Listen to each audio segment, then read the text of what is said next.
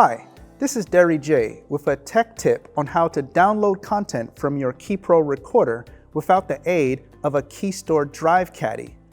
It can be simply done with a network switch, the KeyPro recorder set to a static IP, as well as the computer set to a static IP.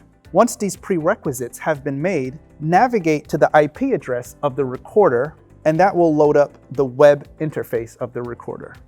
From the web interface of the recorder, we want to click on the Menu Media option, navigate to Media State, and the drop-down, we want to change from Record Play to Data LAN.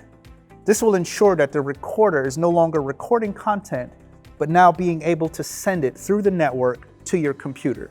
Our next option is going to be under the playlist. We're going to click on All Clips, and this will list all the clips that you've recorded in your session.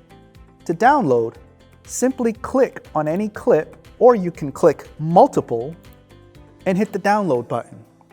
And it will download to your downloads folder or whatever directory you have already assigned. This method of dumping content works across the entire KeyPro recorder line. KeyPro Desktop, KeyPro Rack Unit, as well as the newer KeyPro Ultras. If a KeyPro sounds right for your next event, please contact your rental agent for more details.